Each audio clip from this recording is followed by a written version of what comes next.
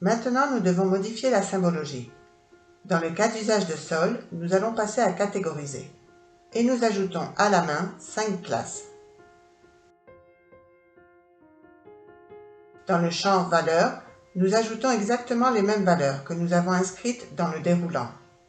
Résidentiel, agricole, administratif, équipement et autres. Il doit s'agir des mêmes pour pouvoir visualiser l'entité ensuite. S'il y a la moindre différence, le programme n'identifiera pas correctement la classe et l'entité ne sera pas représentée sur la carte.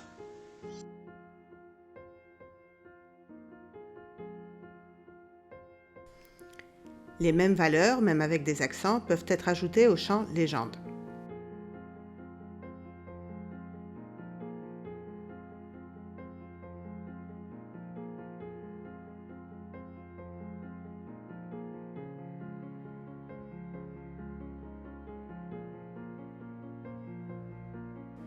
Nous attribuons une couleur adéquate à chacun des usages du sol.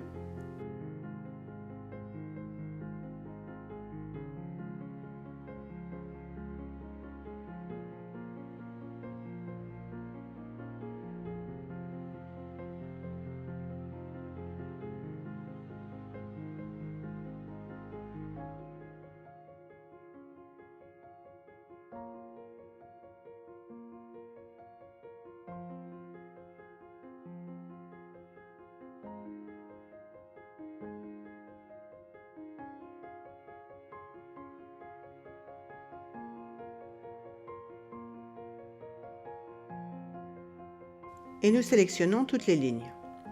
Avec le bouton droit, nous choisissons « Modifier l'opacité » et nous la réduisons à 40%. Nous confirmons.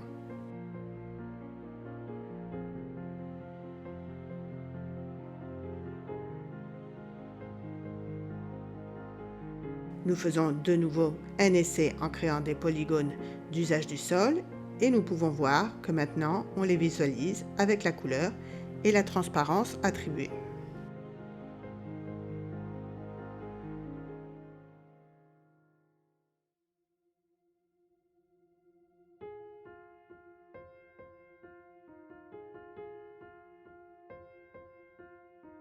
Cependant, si nous faisons un autre polygone qui intersecte avec l'antérieur, ce nouveau polygone chevauche l'information antérieure. Chose peu désirable.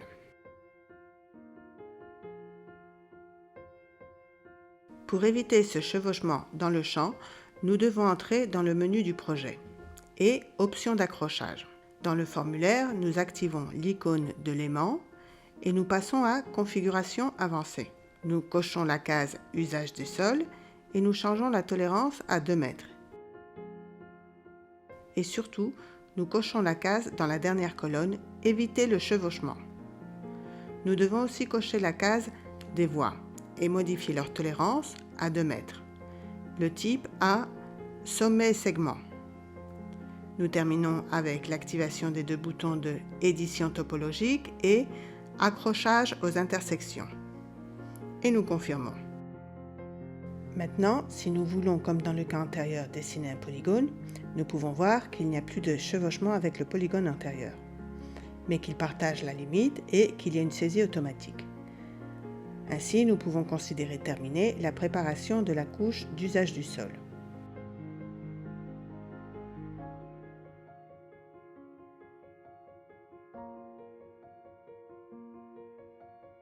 Maintenant, nous allons passer à la couche d'eau.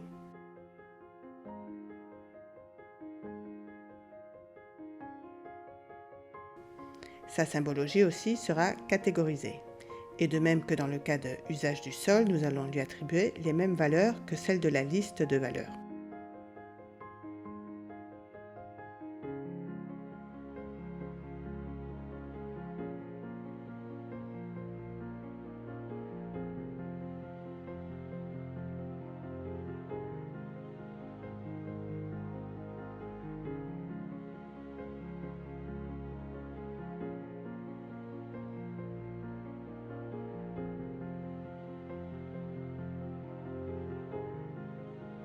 Nous modifions la forme du symbole et nous choisissons un carré avec un remplissage bleu.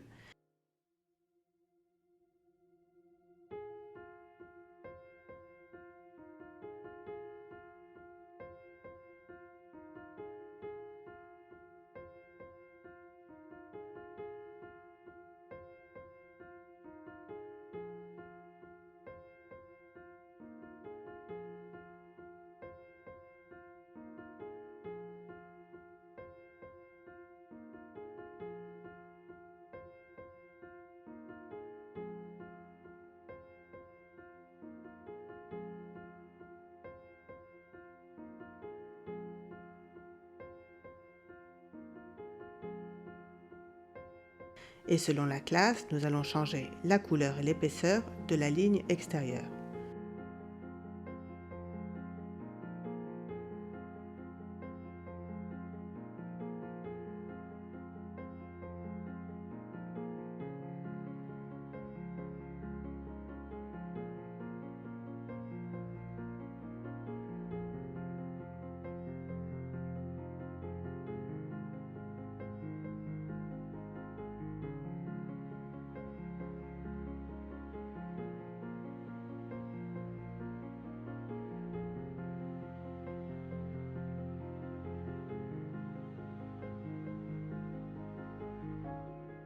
Nous confirmons. Nous créons un élément d'essai.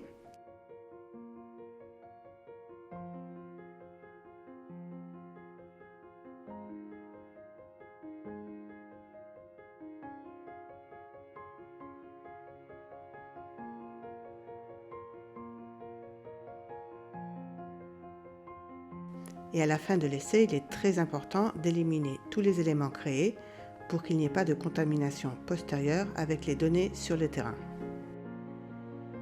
Avant d'oublier, nous allons exporter la photographie de fond au dossier où nous avons sauvegardé toutes les couches et le projet. Il est très important que toutes les couches soient dans le même dossier, car plus tard, nous allons copier ce dossier et les routes associées au dispositif mobile.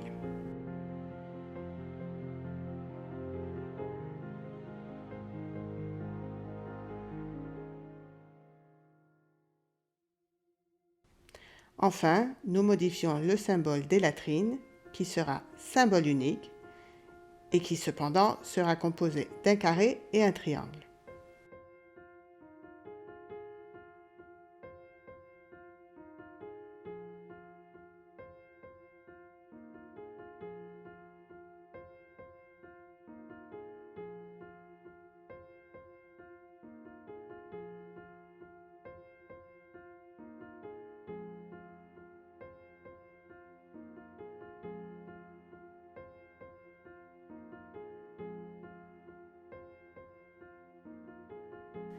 Maintenant oui, nous pouvons sauvegarder le projet.